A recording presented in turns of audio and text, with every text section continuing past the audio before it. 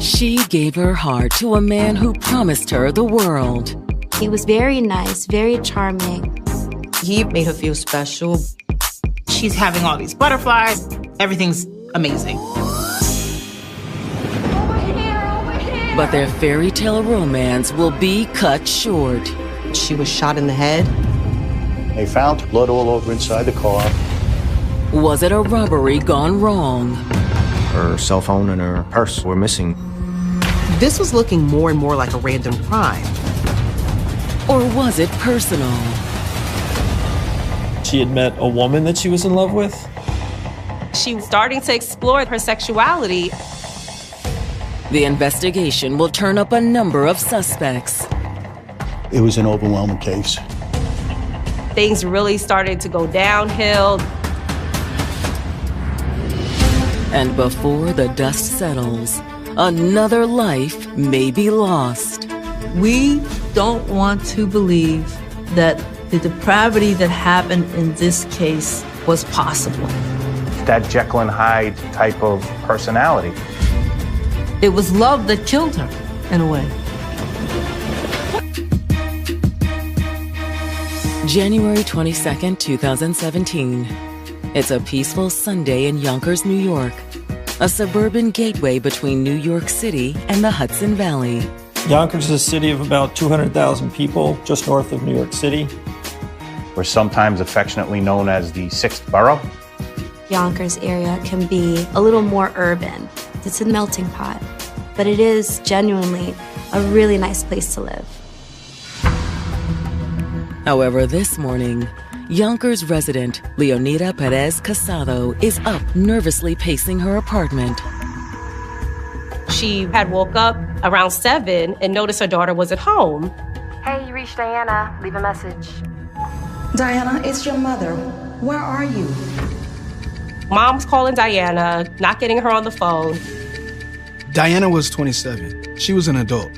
But this type of behavior was out of the norm for her. Her mother got very nervous.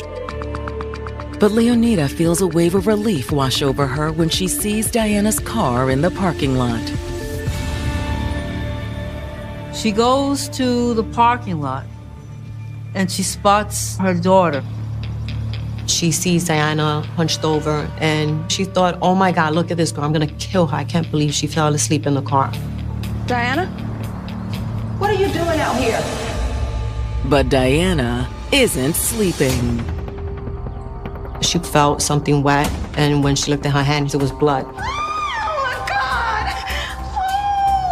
Oh. She immediately calls 911. Please, somebody help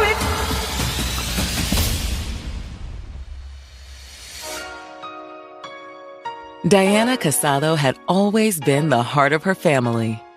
She was kind of like the glue, you know, the one that kept them all together. Diana's father, her mother, her brother, they all said she brightened up a room. She was a lovely girl, very friendly, always would lend a helping hand, whether she knew you or didn't know you. But Diana had an especially strong bond with her mother. Her mother and her were very tight. She did everything with her, went to the salon, got their nails done, went to eat. Her mom had just always really been her best friend. And Leonida couldn't have been more proud of her daughter. Diana, along with her whole family, originally immigrated from the Dominican Republic. She came when she was around 16, 17. For a lot of kids, that would have thrown them for a loop at that age, but Diana adjusted really well, and her parents were so proud of her. In her new home, Diana had no trouble fitting in. Yonkers has a high immigrant population. A lot of the population are Latino. Her friends loved her. They said she was outgoing, she was fun.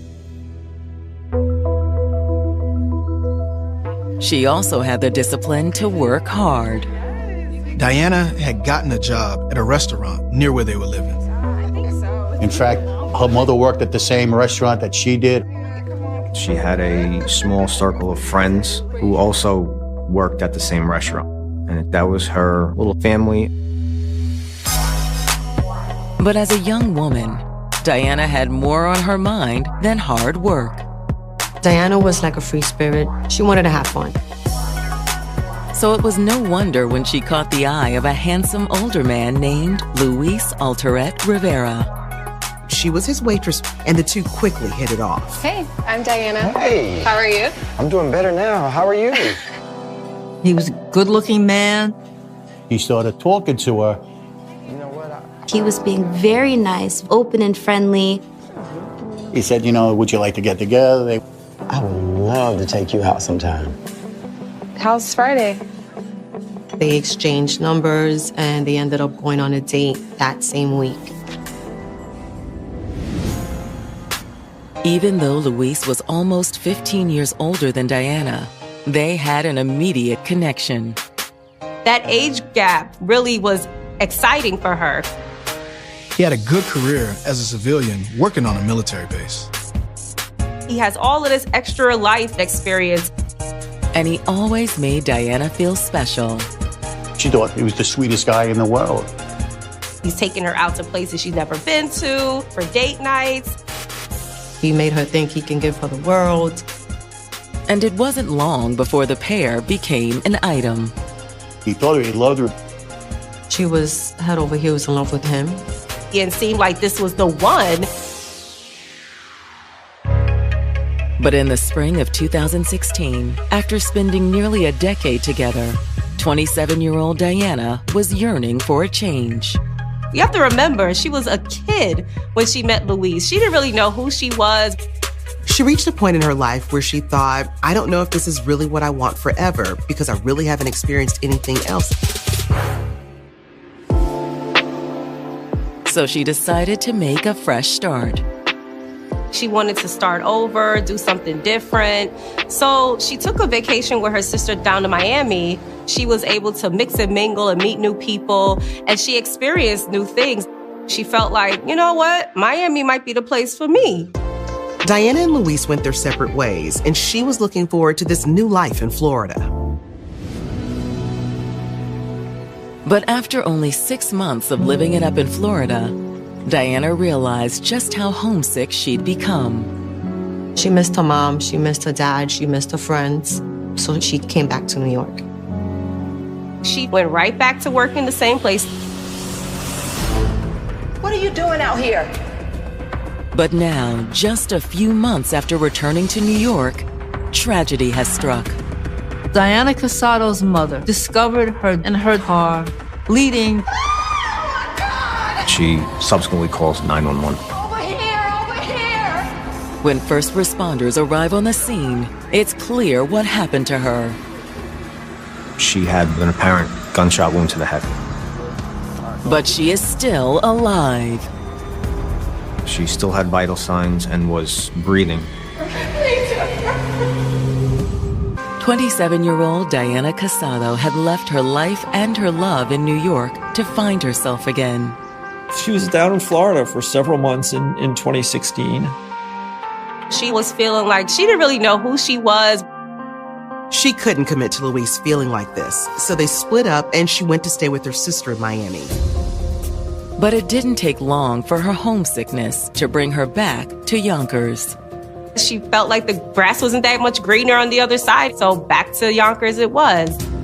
And she quickly reconnected with Luis. Her friends wondered if they would get back together. But now, Diana's future hangs in the balance. Let's get her out of here.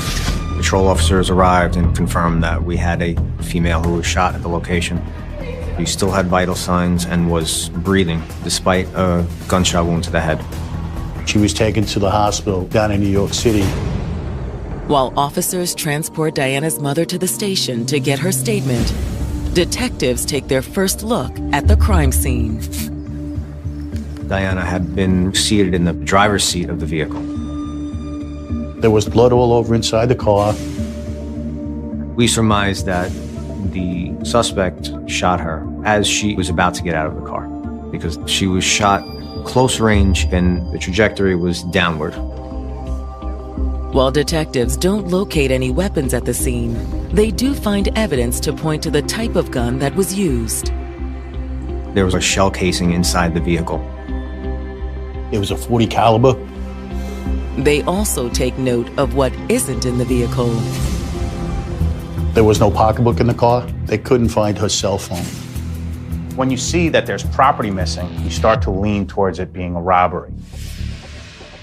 Hopeful that someone may have seen the shooter, police start going door to door. This was a highly populated area, and people were always coming and going. And it doesn't take them long to find a witness. One of the neighbors told us that they heard a gunshot. I was in bed when I heard a loud bang. Gunshots are not uncommon in that area of Yonkers. People at that point kind of become rather numb to crime. Unfortunately, it was just another day in the hood. But after the fact, she remembered that's when she thought she heard a gunshot. She was absolutely sure it was 3:01 because when she heard the shot, she looked at the cable box and saw it was 3:01 a.m. She ran to the window to look, but she didn't see anything out of the ordinary, so she didn't call the police. Okay. If the shot the neighbor heard was the one to wound Diana, it would mean she was sitting in her car alive for more than 4 hours with a gunshot wound to the head before her mom found her. The woman's statement doesn't help them identify a suspect, but it does give them a timeline.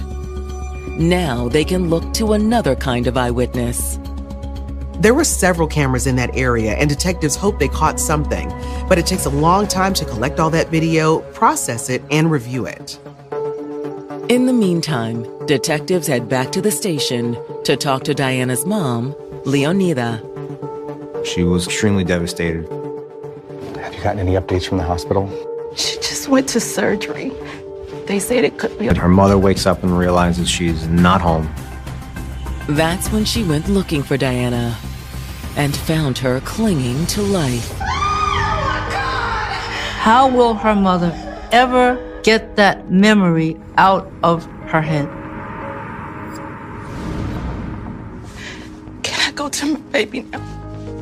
Before they let her go, detectives need a little more information on Diana's personal life. Was she seeing anyone? Nothing serious since she returned from Florida. Diana's mom explained that she'd been back in New York for a couple of months and reconnected with her ex, Luis, but they weren't exclusive. So she wasn't out with Luis last night? She said no, not that night.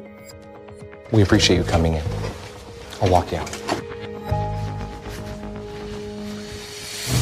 When Diana's father shows up at the station, he's just as shocked about what's happened. Diana's father and mother were separated. Now, so after Diana's mother found her, her brother showed up at the scene and then went back to her father's house and told her father. There wasn't much anyone could do at the hospital, so he come to the station to help them find out who did this. He was just trying to give us as much info as possible. I can't believe it. I just saw her yesterday. Could you tell us more about yesterday? He said she went over probably about 4:30 or 5 o'clock in the afternoon. He told them that her ex-boyfriend, Luis Altoret Rivera, was staying with him, so he was there too. So you're close with this young man? Of course, he's part of the family. Luis did things for me. He'd take him to a doctor's appointment, he cooked for him, he cleaned the house. And Diana didn't mind this friendship? She and Luis are still close. They kept the relationship very cordial. A lot of people thought they were going to get back together. But like Diana's mother, her father has no idea who would want to harm her. The dad assumed it was a stranger, a robbery. When detectives sit down with her ex, Luis, he agrees. They'd gotten his number from Diana's dad, and he was more than happy to come in. When she parked her car, he's very dangerous. I even gave her a mage not too long ago. This was looking more and more like a random crime, but law enforcement always wants to start with the victim's inner circle and then move out from there. Luis confirms to detectives that he and Diana were still on good terms. And you and Diana never had any problems? Never had any problems. No? Nothing physical, anything like that? Never. He was very polite, very cooperative and cordial. However, he does admit to being shocked by the way Diana ended their relationship. He thought she was going to stay with her sister for a week vacation in Florida. She She told me she was going for 10 days, and she never came back. That was surprising too. It also raises a red flag for the detectives. Maybe he hadn't accepted their breakup. Did you want to get back together with her? I would have loved to. Luis was still in love with Diana. But he knew she felt differently. She don't want to have a serious relationship. They will still have sex, but not like seriously, you know. Luis tells detectives that he respected her decision and eventually realized it was time to move on. He said he started dating and seeing other people as well. I have a girl. Not like wife, but like girl, friend. And so did Diana. Did she have other friends or no? No, she go out with females. Diana was exploring her sexuality. Diana was dating, and she met a woman, and she was in love. The first suspect that most police officers look at are an intimate partner. If she'd found out Diana was seeing Luis again, that could be a motive. What are you doing? What are you doing? As Diana Casado undergoes emergency surgery for a gunshot wound to the head, her ex-boyfriend, Luis Altaret Rivera, has just told Yonkers detectives that he'd heard she'd been seeing someone new. He said she met a woman and she was in love. But that isn't the only rumor Luis shares with detectives.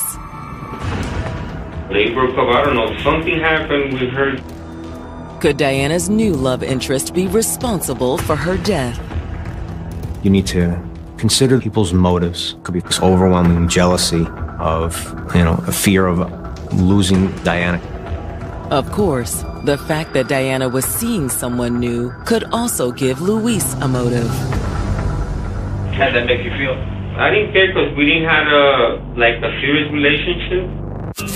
To prove it, Luis tells them he was with his new girlfriend in the Bronx on the night of the shooting. What time did you go down? It was like 1. They were in the car talking for a little bit, and then he told her, hey, let's go to Yonkers. Diana's father bought me a bottle of rum from DR. He then drove to the father's house, and then he brings her back down to the Bronx. They sat there, drank a little bit, and then she said she had to go, and he went home. I got home around 5 something. In the morning? Yeah. Luis insists he has nothing to hide. He gave us consent to search his vehicle to see his cell phone.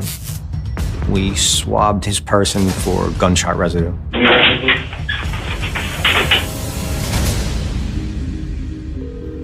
And when the detectives follow up with his new girlfriend, she confirms everything he's told them. His girlfriend in the Bronx was like, yeah, he was with me. He had nothing to do with this. It's a setback for the investigation. One that's made even worse when the detectives receive a call from the hospital. Diana was taken off of life support, and she passed.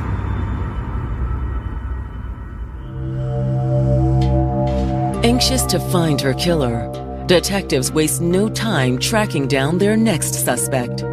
They were able to find the girlfriend's name through Diana's social media. She was a young lady named Angelica. But when Angelica shows up for her interview, she seems confused. Can I ask what this is about? I explained to her that Diana had been killed. What? Oh my God. She seemed really caught off guard. Angelica tells them she'd had plans to see Diana the night before. They were supposed to go out, but she ended up staying at work. They didn't meet up. So wait, you two weren't broken up? No, definitely not. When was the last time you two talked? It was last night, a little after midnight. Diana was out at a bar. She was with her friend Ricardo. Just a friend? For her, yeah. Angelica thought Ricardo wanted more, but she didn't think Diana would ever go for it. We had a good thing.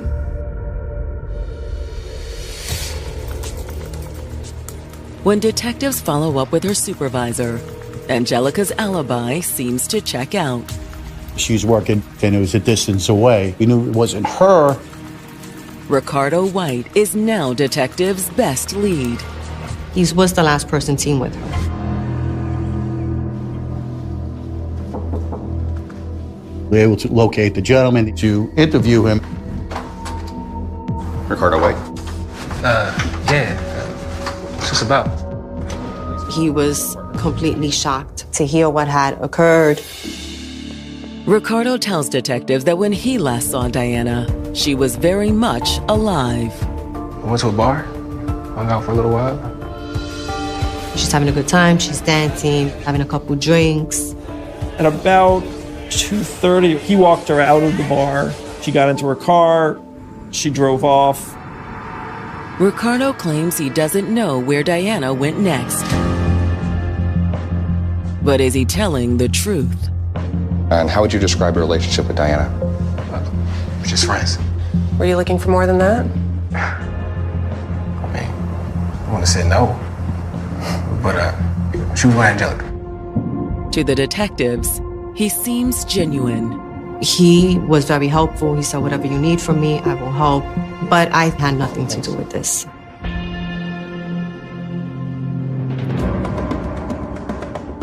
Requesting the surveillance footage from the bar confirms Ricardo's story. It's Ricardo. In the video, Diana is clearly seen leaving the bar at 2:30 a.m. You see them on video walking to the car, then you see him coming back. He's going to head to the club for approximately an hour thereafter.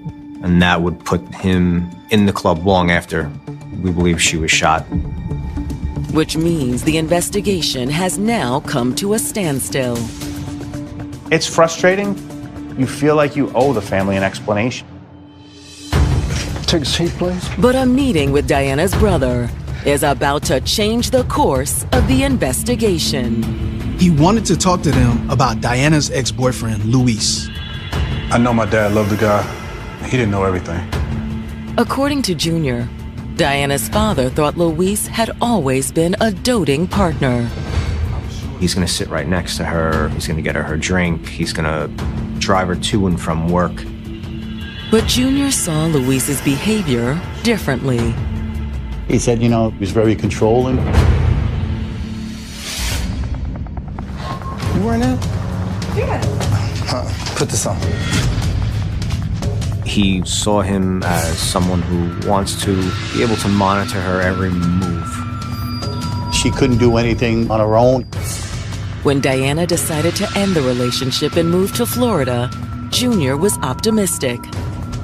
But as soon as she returned to New York, he says Luis started worming his way back into her life. He attempts to resume the controlling behavior, following her at work, trying to be everywhere she is. He wouldn't take no for an answer. Junior made sure to let police know that if anyone was capable of doing this to his sister, Diana, what's this? it was Luis.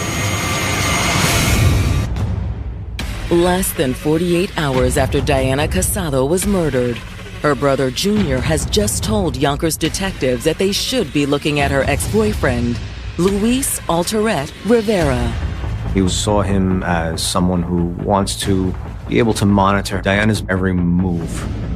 He said Luis controlled everything that Diana did. He controlled what she wore, what she could buy, where they would go. You wearing that? Yeah. Put this on. It's a classic sign of domestic violence. Put it on. He saw her as an object. She was property to him. He's got to be looked at for this crime.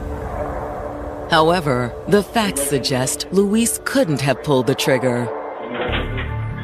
The gunshot residue testing they conducted on Luis came back negative. And they confirmed his alibi for the night that Diana was killed. I'll walk you out. At Junior's insistence, Detectives decide to take a closer look at Luis. Junior didn't know all the ins and outs of the couple's relationship, but he said one of Diana's oldest friends, Camilla Rhodes, would know more. Called down to the station, Camilla seems just as convinced of Luis's guilt. What her brother told you, that isn't the half of it. She admits that when Diana first met Luis, she was desperately in love. The beginning of a relationship, everything's amazing. But she says the couple's age gap soon created a dangerous dynamic. Oftentimes what happens when you have an older partner in a relationship with someone significantly younger, there is grooming that happens with the younger individual. In domestic relationships that turn bad, there's often a trend of a controlling nature by one party, where that party tries to be present to every moment of their partner's life. There's a pattern of overwhelming control. It's a common thread in many abusive relationships, especially those involving young people. Younger teens and adults have not developed at that point your prefrontal cortex. Your prefrontal cortex is your powerhouse for making decisions. For someone to come in, especially someone to come in with toxic traits, at that point, you don't even have the critical thinking skills to discern what is toxic about them and what is you. Luis molded her into the person that he wanted her to be, which was almost like a little puppet. And by the time they moved in together, Luis had full control over Diana's life. He didn't work. He made Diana cook, clean, everything. She paid the rent. He just lived off her and sucked her dry. And over the years, his controlling behavior became even more extreme. He would drop her off at work and watch, make sure she didn't speak to anybody. After her shift is over, 8 hours later, he would take her home. He was trying to dominate her every minute. She lived this life that no one would want. He would pick out what he wanted her to wear. When she took a shower or a bath, he had to watch because he wanted to see if there was any marks on her neck, like hickeys. If Diana was going to go visit Camila, then Luis was going to go with her. Sometimes they're in a restaurant or in a club. He'd be outside watching to see what she's doing. I thought it was crazy, but I didn't want to step in the middle of their relationship until I saw the bruises. That's ridiculous, man. Wait. Diana, what's this? It's not a big deal. She told her, like, look, you know, you have this bruise. Did he do this? She said, he hit me, he threw me up against the wall. Camilla urged her friend to get help, but Diana was too afraid. She said, I'm not going to get an order of protection because that's going to really set him off. She did not want to get her family involved because she was afraid what he would do to them. You need to tell someone. Don't do it. He'll hurt my family. He had threatened to do harm to Diana's mom, Diana's brother. Imagine the burden that she had to carry. Diana was physically abused, but I want to say the mental abuse was worse. Fearing for her mother, her brother, her father. However, Camilla says that after nearly a decade together, Diana began plotting her escape. She told Luisa she was going to stay with her sister for a week vacation. She intends to set up permanent residence. She was cleaning the slate and starting a new life down there. Unfortunately, Diana's fresh start wasn't what she bargained for. He soon follows her down there. Did he find her? No, but he was looking. He didn't know where she lived. He was trying to get the address, but she wouldn't give it to him. But he continued to call her. This guy just would not leave her alone. She would always have it in the back of her mind that at any given moment, Luis Rivera could pop out of the woodwork and terrorize her. Convinced she'd never find peace in Florida, Diana eventually moved back home. She went back to work at the same location. in an abusive relationship, it's not really recommended for you to return back to the location in which you were abused. But Diana felt there was no escape. She was stuck. This guy wasn't going to let her go. He found her, and the same cycle continued. She was afraid to tell him no. They started seeing each other once in a while. It was to keep him happy, just so he didn't, react or harm her family. But Diana had refused to stop living her own life. She met a woman, and she was fond of her. It was overwhelmingly happy for her, like just being with this new person who made her feel good and didn't tear her down. She was ready to just embrace whatever came forward. But Camilla fears that Diana made a fatal mistake. She had a conversation with Lewis 2 days before she was killed. She basically told him, it's over. I'm not going to be with you. I'm never going to be with you. I tried to stop her. I didn't think it was a good idea. She told Diana, you might be signing your own death sentence. It's over! Yonkers police now know that nearly everything Diana Casado's ex-boyfriend, Luis Altoret Rivera, told them about their relationship was a lie. There was a big disparity in the way Luis described the relationship and how other people described it. It wasn't a good relationship. This guy is abusive. And when police check Luis's criminal record, it's clear that's not the only thing he lied about. He had an extensive record. In 2007, he threw something at his wife at the time. They had a really bad relationship. He would beat her in front of the kids.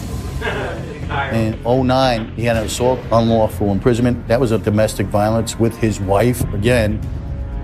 He held her against her will for a period of time, and he assaulted her and poured floor cleaner down her throat.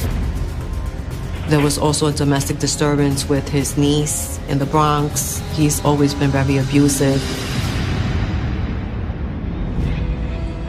Which makes detectives wonder, did Luis kill Diana?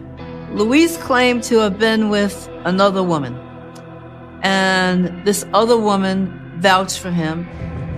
However, his phone records tell a different story.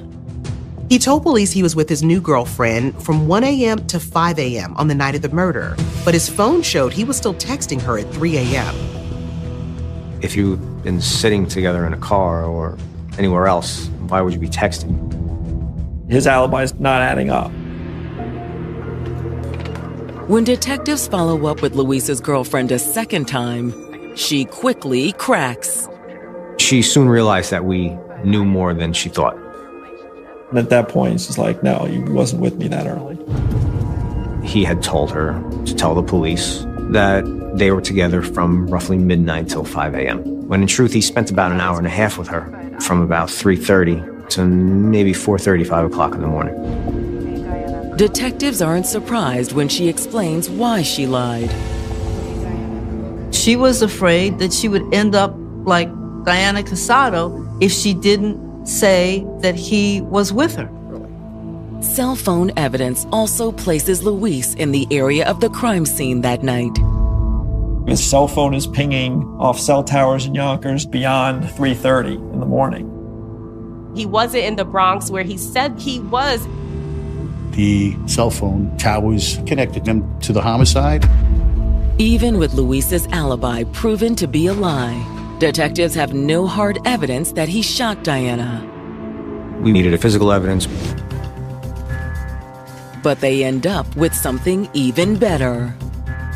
A few days after the shooting, police finally received the results from their video canvas. I was in bed when I heard a loud bang.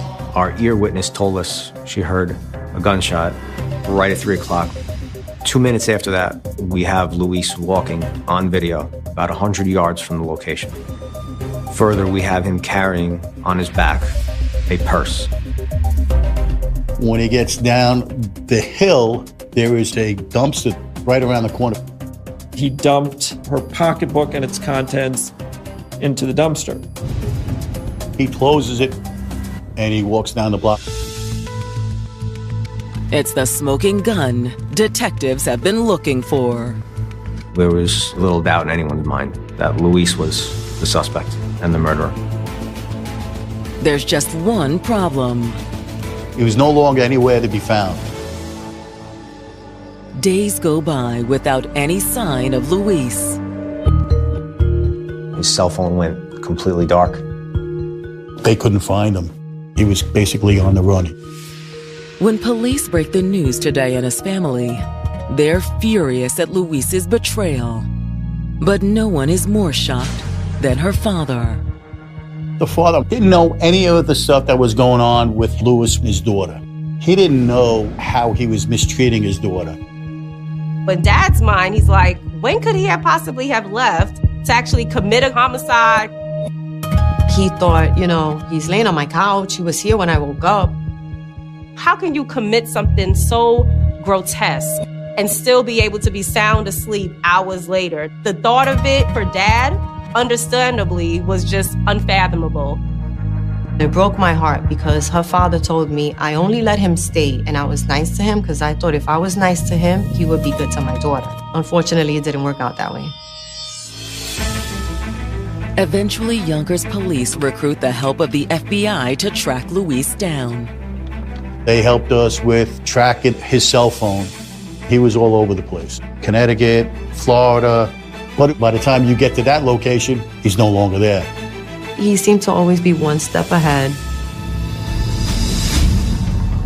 More than a year goes by without an arrest in Diana's case. Being patient is very difficult, especially when you know who your suspect is. But the police refuse to give up. When it comes to something so heinous as what happened to Diana Casado, we will find who did it, and we will eventually bring you to justice. Then finally, in March of 2018, they received new information on Luis's whereabouts. This is Benjamin. We went to Puerto Rico to his father's house. Once again, he's managed to slip away. But this time, he's left a sickening trail. We found out that there was actually a girlfriend in Puerto Rico who was murdered 13 months after Diana was. And he's a person of interest in that case. Her name was Ilia Milan Melendez. He got a phone call one day from his uncle that she was at a bar and she's drunk. He comes over to the bar and forcibly drags her from the bar, puts her in his car, and that's the last she's seen. She was found nearly decapitated in a shallow grave by a beach. I mean, this guy he's a psychopath. In the aftermath, Luis had disappeared again. How long can this go on? It became that much more important to not leave him free for any longer. Then, in February of 2019, investigators get the break they've been waiting for. We were able to get a new cell phone number for him. He's in Vancouver, Washington. He knew we had to move quickly. We got on a plane and went out there. It's time. Let's grab him.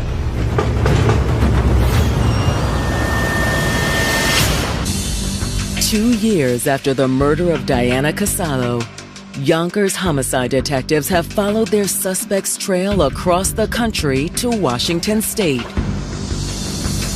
We found out where he was living. We went over, knocked on the door. He opened the door. Put your hands up!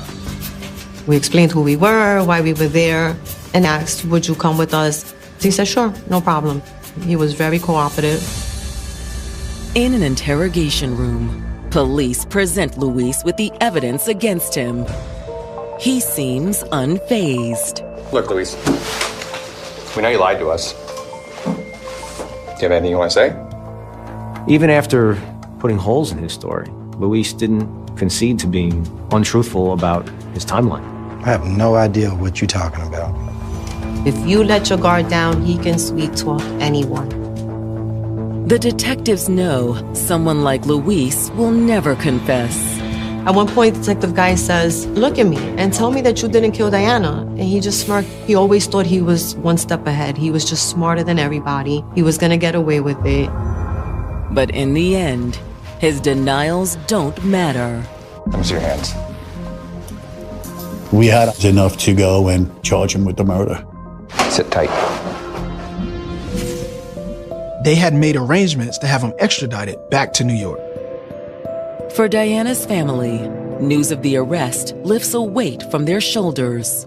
It was very emotional for Detective Geis and I to be able to tell the family, hey, we got him. The family, I have to say, God bless them, because I don't believe I would be that patient. They're a beautiful family, truly. And on May 23rd, 2022, when Luis stands trial, the prosecution doesn't hold back. They said this crime was cold, calculated, and fueled by Luis's jealousy and his need to control Diana. She told Luis that she was in love with a woman and that was it. Like, she was done with him and she was gonna move on. That was the tipping point. He took that as a sign of disrespect, like, who do you think you are? So in the early morning hours of January 22nd, 2017, police believe Luis contacted Diana and asked her to meet him. She did agree to meet him. We have very good evidence that Diana picked up Luis around 2:45 in the morning. We have video of her car actually going towards the direction where he was living. And then it comes back. And it looks like there's two people in the car. And then we were able to follow her car on camera, and she parks it out in the parking lot shortly thereafter.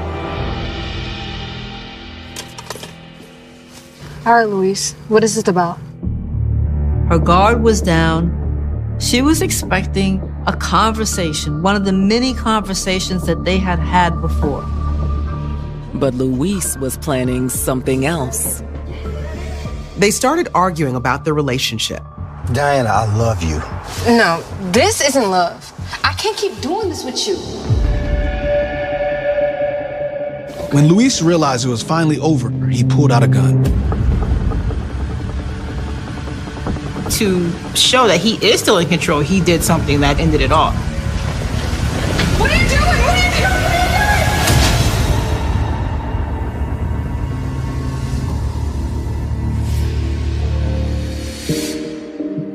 Prosecutors argue that the surveillance footage proves Luis's guilt. The gunshot was at 3 o'clock. At the time, the cameras in the area caught him walking from the scene all the way down to where he finally threw out Diana's purse. The video evidence was just so overwhelming. But the defense disputes the details. The defense in the case was, yeah, that's Luis on video, but you haven't proven that he was the one who killed her. For the jury, there's no question who ended Diana Casado's life that night.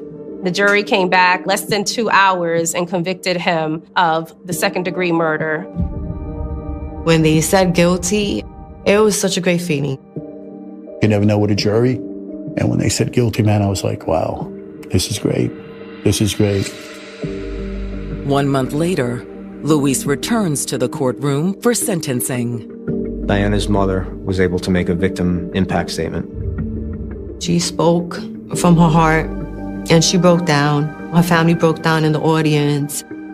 She just said, you know, you took everything. You took my life away. I'm dead. Diana was everything to her. They were not only mom and daughter, but they were best friends. She said, you didn't have to do this. You destroyed my life. I have nothing now. She begged over and over, why? Why did you take my beautiful daughter? And there was no answer. The judge rendered his sentencing, which was 25 years to life. Diana's family was so grateful that finally he was going to pay for what he had done. Now he's away. He can't hurt anybody else. We were able to do it. We were able to give him justice.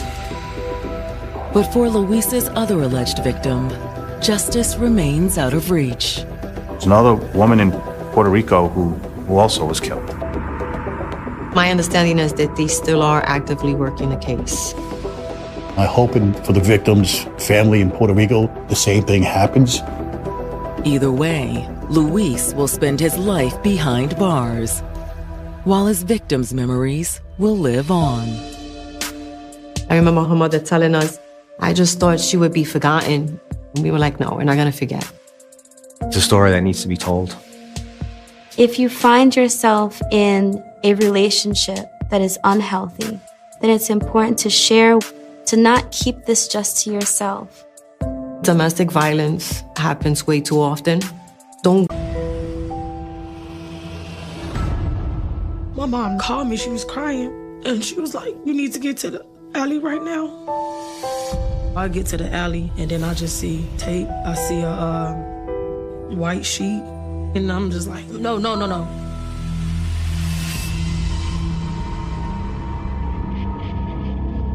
This was during the day when everybody was out. It was blatant, not only because of who the victim was, but of where and when it happened. The type of person that commits this crime is not a person at all.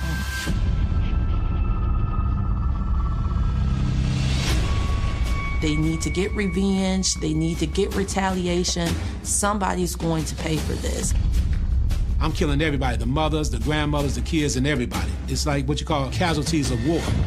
Definitely the age of this victim would tug at anyone. This was a case that brought the city to its knees. If you had a soul, it brought you to your knees.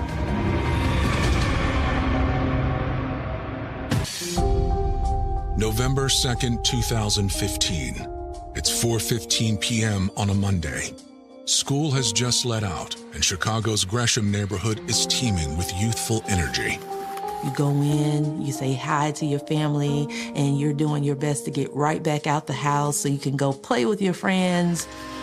The kids and maybe at the park or in front of the house playing. The Gresham neighborhood was a neighborhood that is closely connected. Everybody knows everybody. We still are under that be back in before the street lights come home type feel. There was an early dismissal on that day from the school nearby. So there was a lot of children and teens in the park over there at Dawes Park at 80th and Damon. And then the neighbors heard shots ring out. They heard some gunshots. Eyewitnesses then discovered a child had been shot across from a park in an alley. Calls pour in to 911. Within minutes, the Chicago Police Department is on the scene. He was shot all in the front, I believe 4 times. And I believe one of his hands suffered a gunshot wound. What appears to be the boys' basketball rests nearby. A child was shot and killed. This one was different. Definitely the age of this victim would tug at anyone.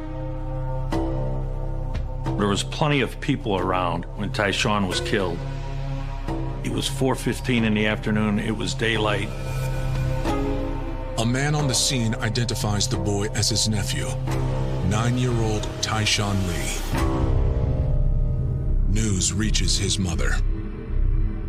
My mom called me, she was crying. And she was like, you need to get to the alley right now. So I get to the alley. I'm trying to run to his body, but the police is like, no, you can't. We're not gonna let you go there. We don't want you to see that. And then I just see tape. I see a white sheet. My baby body, they got him covered up with a white sheet.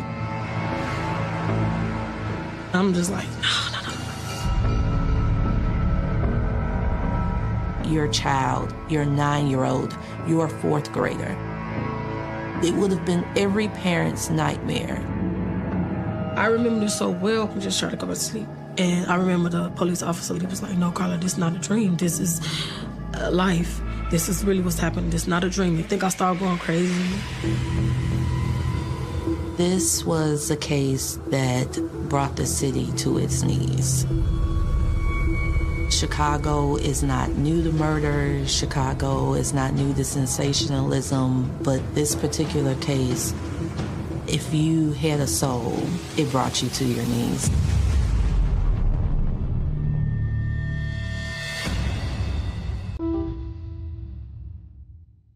For Tyshawn's parents, Carla Lee and Pierre Stokes, having a family was never part of the plan. I was 15 at the time. Me and Pierre, we ended up kind of like dating. He just liked me a lot. And, I mean, honestly, we both were bad, but I just thought he was better. We always want to go after the bad boys who's tough. We only dated for like a month. Me and Pierre never had a relationship. It was never a real relationship. But a few months after they parted ways, the teenage fling yielded an unexpected surprise. I was sleeping a lot, and my mom noticed, she said I started gaining weight a little bit. And I picked up a pregnancy test, found out that it was positive. My mom said she's gonna have this baby, she's gonna raise this baby, and we'll be here to help her. I was scared because I don't know how to raise a kid. I'm just a kid myself. So I was very afraid. I didn't know how I was gonna take care of him. Well, when Carla got pregnant, I used to always put my head down on her and Tyshawn would just kick and kick. I was excited because I love kids. So, first baby in a family. So everybody was excited. On January 23rd, 2006, Carla gave birth to Tyshawn. I was scared because when I finally got him out, he was silent. They spanked him, and that's when my heart was just like, because he was like, I was like, oh, like I got life then. I was like, oh, okay, he's live. He was excited. He was at the house just waiting for the news. When he comes home, we see him. Everybody falls in love with Tyshawn. Carla raised him with little involvement from Pierre. When I used to say, Tyshawn, do you want to go over your dad's house? He'd be like, I don't want to go over there. I don't want to go. I'd be like, oh, okay. I mean, I'm not going to force him. If you're not around, he doesn't know you. He don't want to be around you. In many ways, that was okay with Carla. Pierre, and he's running the streets. He's getting into it. Everybody, you know right then and there, you don't need to have a baby by that because you never know what's going to happen. Instead, Carla leaned on her family for support. My mom used to always get him when he was a baby, so I had a little more time with him. As Tyshawn was growing up, I used to always take them out on outings, go to the zoo, go to the park, out to eat. Basketball was Tyshawn's favorite sport. He got into basketball at school and parks, the other kids playing basketball, so he picked up on it. My son always thought that he was gonna make it to the NBA. I did not once doubt him. I told him, baby, you can do whatever you put your mind to. And when we played basketball for the first time, I had never seen my son play like that. You can really play ball. He played ball every day. When he get out of school, he would drop his bags and he would go to the park. He make friends so easily. Like, I'm like, oh, Jesus. Every time I look around, he got a new friend. In November 2015, Carla had plans to surprise Tyshawn with a big announcement. Me and my sister was moving in together. We had got a 3-bedroom, and, I was so excited. My baby's life gonna be lit. But on November 2nd, Carla's plans are shattered when Tyshawn is found shot to death in an alley. His cousin Tiara tells police she'd seen the boy just an hour before. About 3-ish, I rode around my grandmother's house. Seen Tyshawn walking from school. I said, hey, hurry up and go home. And I drove off. Tyshawn went to his grandmother's house where he left his backpack and headed to the park with his beloved basketball. Within an hour, he was gone. No words to explain what has just happened.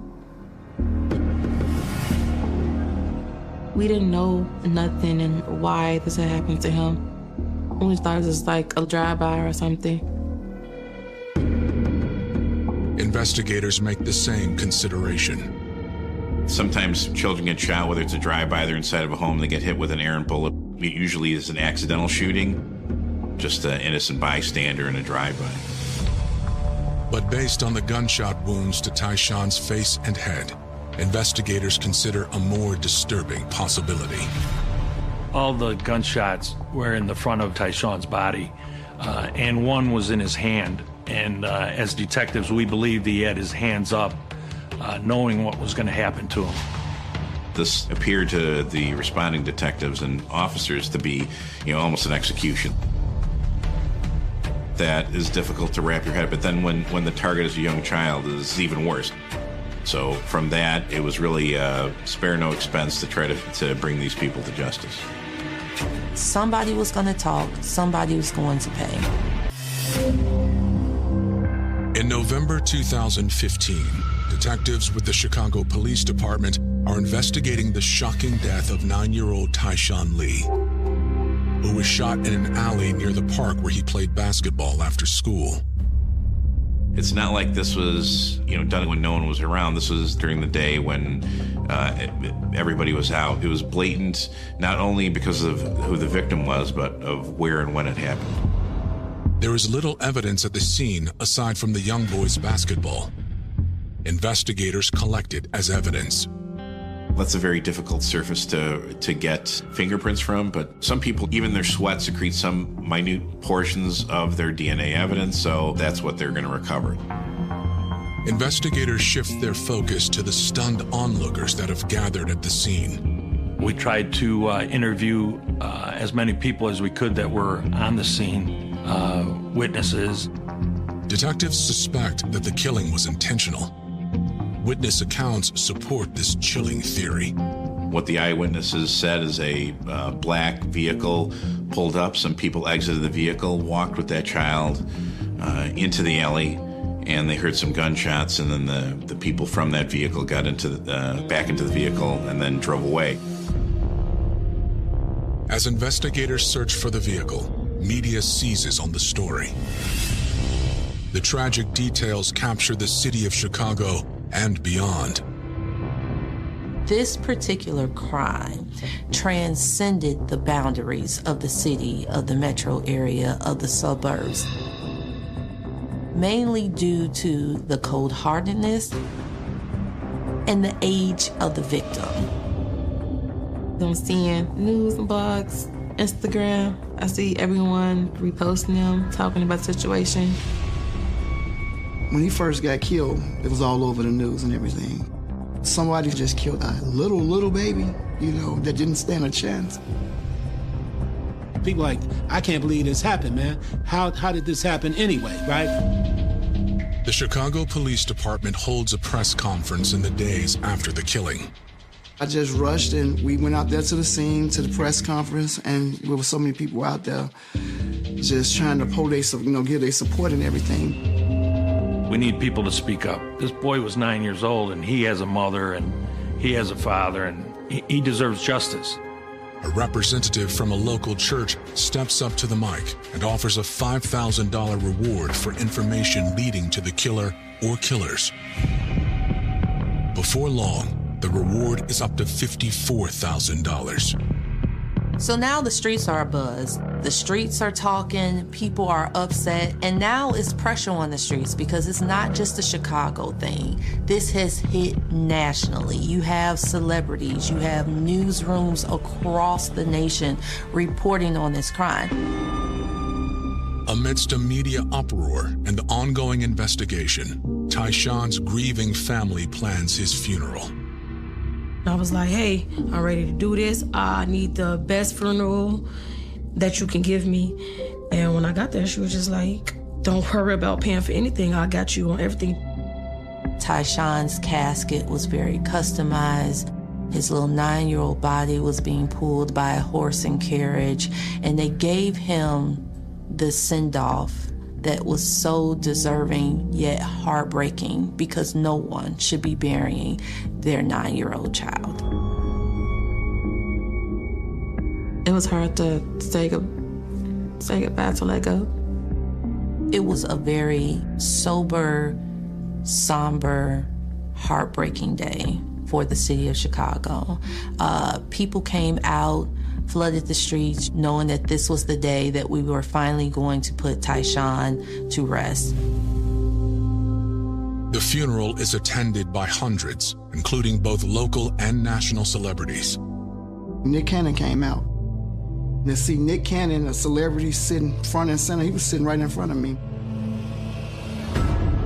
As a nation joins Tyshawn's family in grief, investigators stay focused on finding those responsible for his death.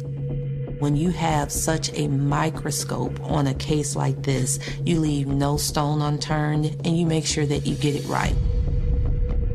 So you go street by street, literally doing the footwork, talking to who you can talk to. A few days after the shooting, investigators speak with a man who claims his brother drives a black SUV like the one seen leaving the scene. We start hearing about Kevin Edwards, and we start hearing about this black SUV that he was driving. He said in recent days he had been driving a black Ford Edge, and he didn't know where he got the vehicle from, but he knew it wasn't his. His brother hadn't seen Kevin or the car since the murder of Tyshawn Lee. Investigators check records for anything related to a black Ford Edge in the neighborhood. As a matter of fact, it was parked one time blocking a driveway, and the Chicago police issued a ticket on that vehicle, and we got the license plate off the parking ticket. Once we had the license plate from the parking ticket, we put that in a database. We found out that the car was reported stolen off the lot from the rental car company. Investigators issue a be on the lookout on the vehicle. Unsure about Kevin's connection to the case, investigators keep their ear to the ground. Tips begin to pour in, and rumors run rampant. Normally, you would not snitch. That was not the case with Tyshawn. This crime touched the hearts of so many people. Somebody was going to talk. Investigators note a theme amidst the chatter. Rumor has it that there was an inhumane, cruel plan to murder Tyshawn as a result to get back to his father, Pierre Stokes. Chicago police are investigating the shooting death of 9-year-old Tyshawn Lee. In the days after his death, tips start coming in and an alarming theme emerges. Tyshawn Lee was murdered because of his father, Pierre Stokes. It was apparent that there was a conflict between the two little rival groups in the Auburn Gresham community. In addition to Kevin Edwards, the tipsters placed 27-year-old Corey Morgan and 21-year-old Dwight Boone Doty at the heart of the feud. A feud that began with another killing just 2 weeks before. We start hearing these names about potential people who was involved. We start hearing about Corey Morgan. It was discovered that Tracy Morgan, who was Corey Morgan's brother, was murdered in mid-October. Tracy had his mother in the car. Tracy was ultimately killed and murdered. The mother was wounded. Corey Morgan believed Pierre Stokes was responsible. Investigators reach out to those close to the three men. We started to interview the families. Some people wanted to cooperate, and as usual, many did not. Those who are willing to talk report that Corey was on a mission in the days following his brother's death. So Corey Morgan was out for retaliation and revenge, not just for the brutal murder of his brother, but for his mom being wounded. At this point, all bets were off, because one thing you don't do is you don't mess with family, and you definitely don't mess with anyone's mom. Corey was telling anyone who would listen that the new rule was no rules.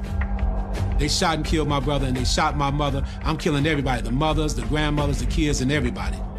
Somebody was going to pay. Which brings us to Pierre Stokes, Tyshawn's father. They wanted to make Pierre suffer.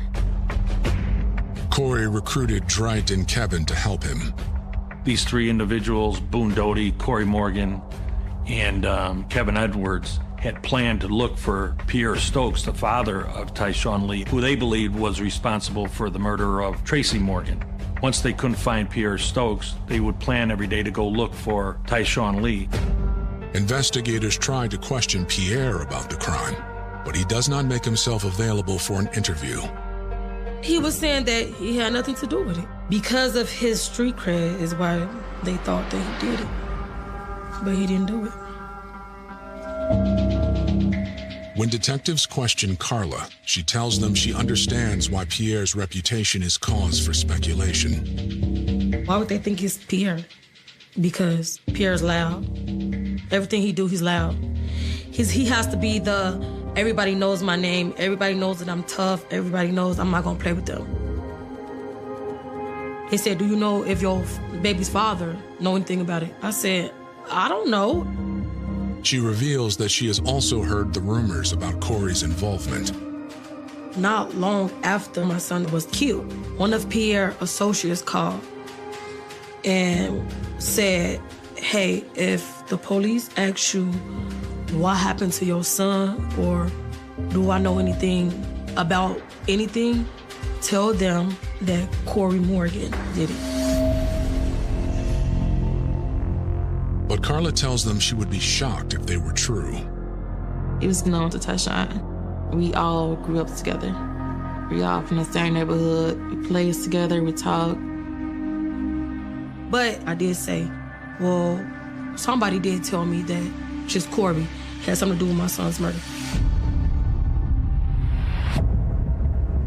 Almost 2 weeks after the shooting, detectives create a photo lineup that includes Corey, Dwight, and Kevin. We were able to get their pictures, put them in photo arrays, and have the witnesses from the park identify them. But investigators need more than photo IDs and rumors. The police didn't want to simply rely on witness identifications, what people felt like they saw. They wanted the hard evidence because nobody wanted to see these guys walk away. Detectives increased their efforts to locate the black Ford Edge Kevin is alleged to be driving. Over a week after the shooting, detectives get a call from police in Dalton, Illinois. About 30, 40 minutes away from the scene, there was a strange car just sitting here on a dead-end street or on a residential road where people know it doesn't belong. An officer ran the license plate and said, here's that stolen car. Chicago police are investigating the shooting of 9-year-old Tyshawn Lee. They believe the three men responsible fled in a black Ford SUV. Over a week after Tyshawn's death, the vehicle is found just outside the city. It was a black Ford Edge abandoned in Dalton, Illinois. And when Dalton recovered it, it was then towed back for further processing. Forensic experts process the car. They immediately note a strong and suspicious smell. It's obviously been bleached. It appeared that the offenders tried to cover their tracks by using some sort of bleach within the interior of the car. But the SUV may hold evidence that can't be destroyed. They said, is there anything we can get out of this vehicle? We looked online, and it looks like you can do extractions from these infotainment systems. Infotainment system is like the navigation system you get in a car and you pair your phone to it, and it's that navigation portion. Late one night, we went up where the car was being housed. There is a hard drive encased in like a aluminum package. So all it is some set screws and some plugs, and I unplugged it. You hook it up to a laptop through a breadboard and then do the extraction there. Through the systems in this car, they were able to see where the car traveled, where the car was sitting. November 2nd, 2015, the vehicle gets turned on and goes westbound, it goes southbound, and then it goes into the mouth of the alley where the homicide is committed. Investigators are ready to confront the suspects. They receive a tip that Dwight and Corey are holed up at a hotel just outside the city. My partner and I proceeded to that hotel and set up surveillance and waited for them to come out. Our surveillance only lasted about 30 minutes. Boone Doty and Corey Morgan exited the hotel and were getting in an Uber. At that time, Boone Doty leaned in to open the car door, and his shirt came up and we could see a gun was in his waistband. We knew he was a convicted felon, so we knew we could arrest him for that gun. We followed him back into Chicago. We asked for help over the radio, and we eventually stopped the vehicle. Boone Doty was placed under arrest, and the gun was recovered from his waistband. Corey Morgan was placed under arrest, and there was a gun recovered from the duffel bag that was inside the vehicle that they had when they exited the hotel. They were both placed into custody and subsequently charged with unlawful use of a weapon. So that was unrelated to the murder of Tyshawn Lee. It's soon clear that investigators won't be getting any answers out of them. Once they were read their rights, they invoked their privilege to have an attorney and refused to speak to us.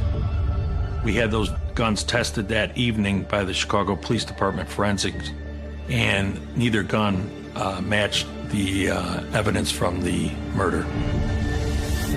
Kevin Edwards is harder to find. Kevin fled right after the murder, and we weren't able to find him. We didn't know where he was.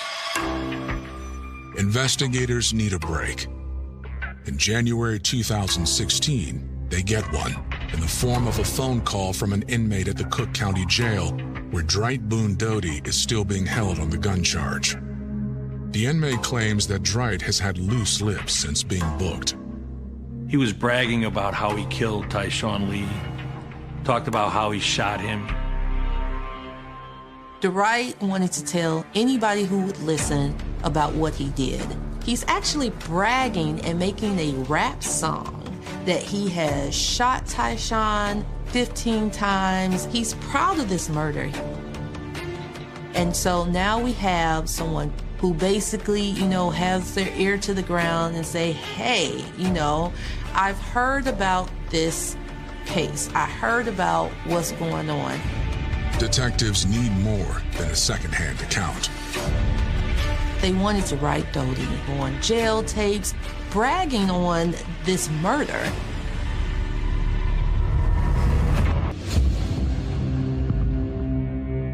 Chicago detectives are honing in on the man they believe may have pulled the trigger in the shooting death of 9-year-old Tyshawn Lee. Dwight Boone Doty is being held in the Cook County Jail on unrelated charges, where he is running his mouth to his cellmate about his alleged role in the crime. Dwight Doty is willingly bragging about the crime that they committed. Keep in mind that this is not a crime that you would traditionally brag about. On January 12, 2016, investigators outfit the informant with a wire. They listen in as he engages Dwight in conversation.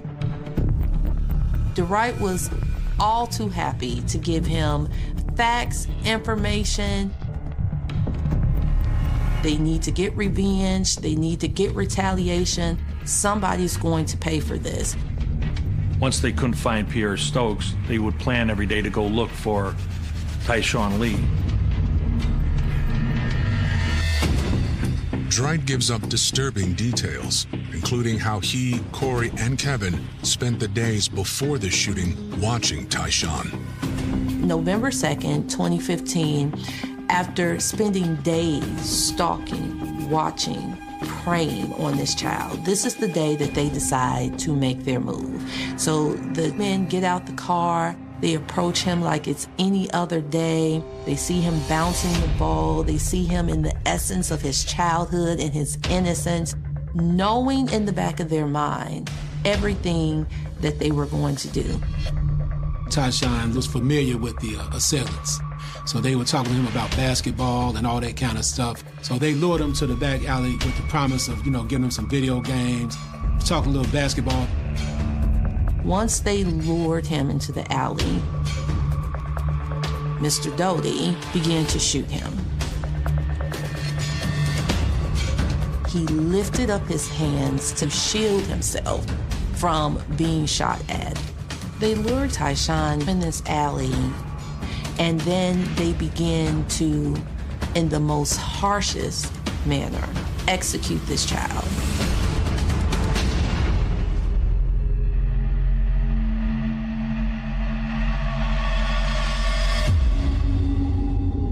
Based on Dreit's recorded statement, investigators have a clear picture as to how Tyshawn's death unfolded. Kevin Edwards was the driver of the vehicle.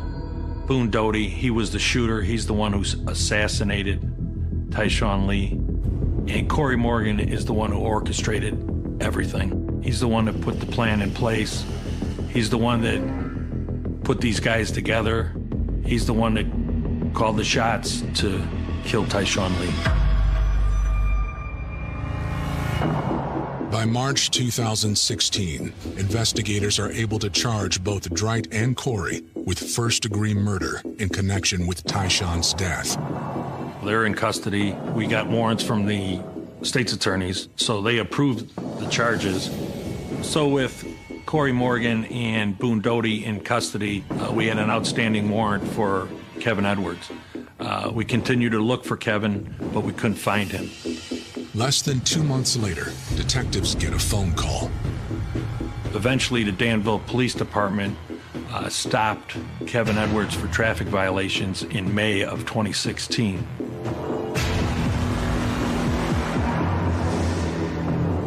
That's when our warrant popped on Kevin Edwards.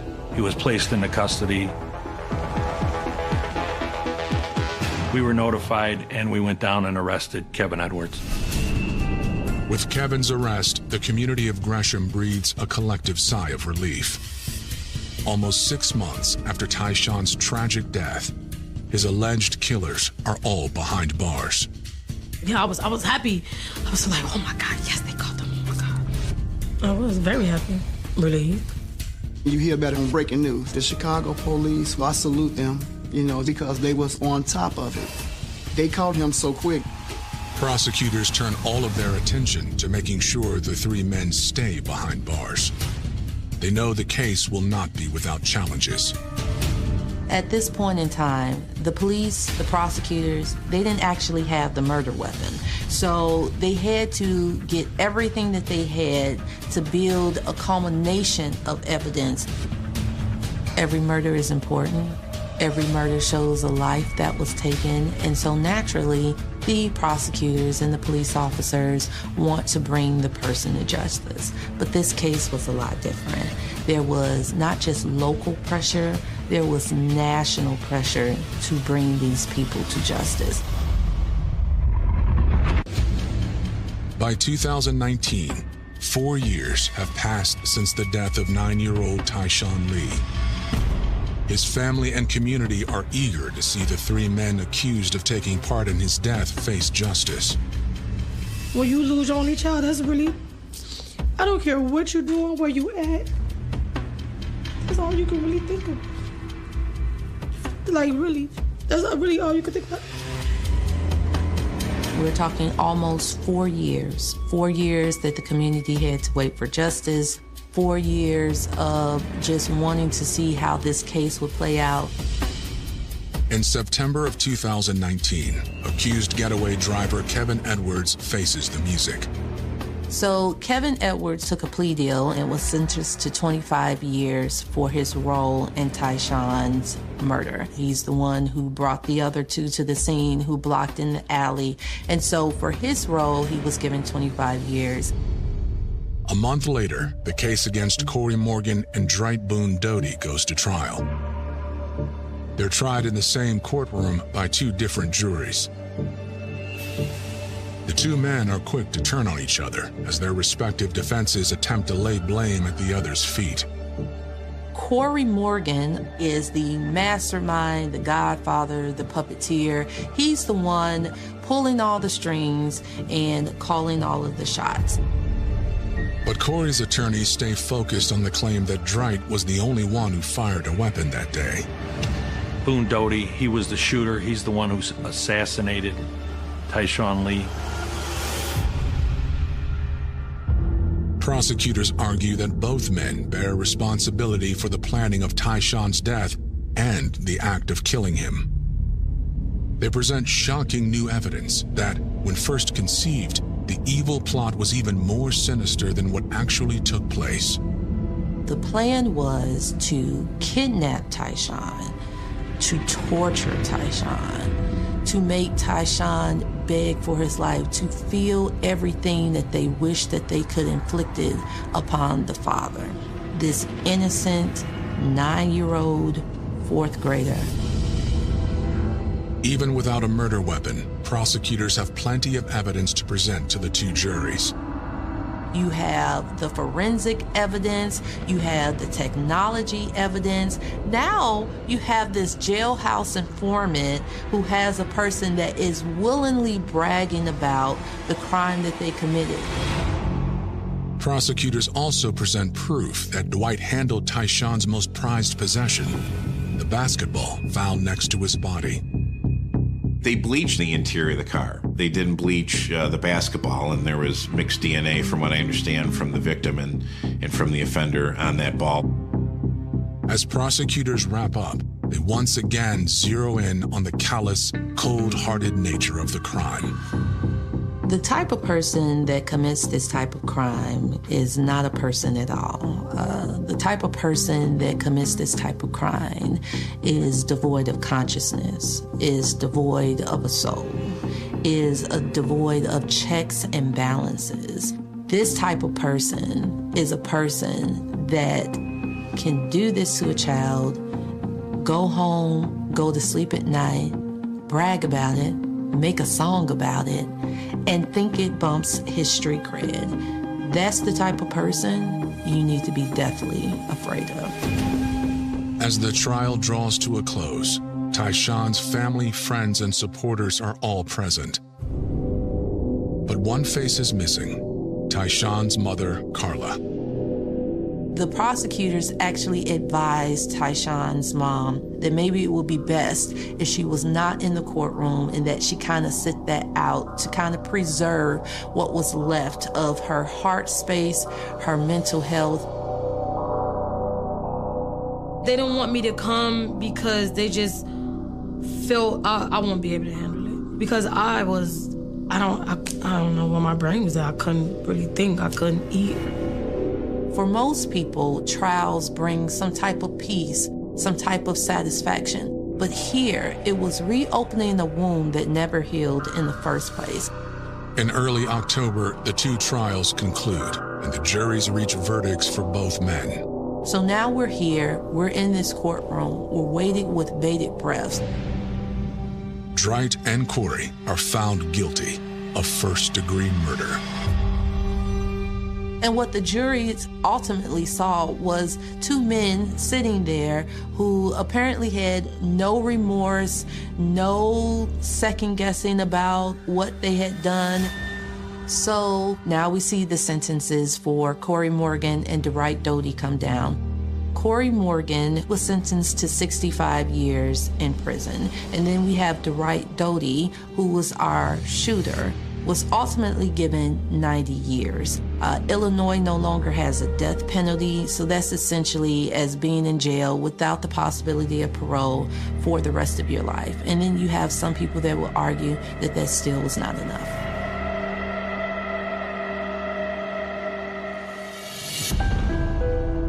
There's no sorry for anything that happened to Tyshawn. No apologies would ever be accepted.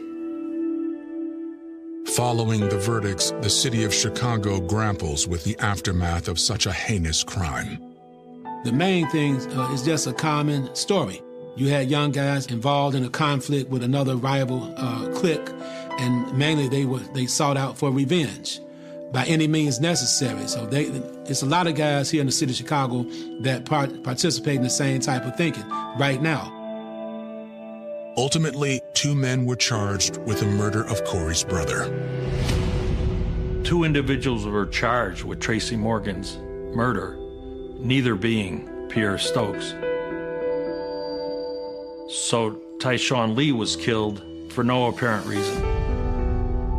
As the city of Chicago tries to move forward, The Bible talks about how a stable marriage can provide a solid foundation for children. It can provide them with two parents who can give them guidance and instruction. The boys find themselves on their own, while their mom withdraws and disappears for days on end.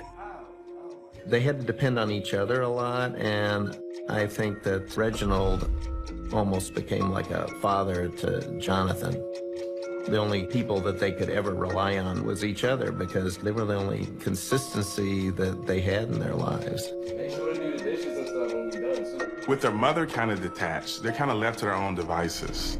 They do what they want, they're on their own, they take care of themselves. So you start seeing their behavior change to something what would be a normal adolescent behavior to something that's very sinister and more negative. The brothers begin to act out, and as a result, Reginald gets into fights and abuses drugs and alcohol. Meanwhile, Jonathan struggles with his inner demons and attempts to hang himself after spiraling into a deep depression.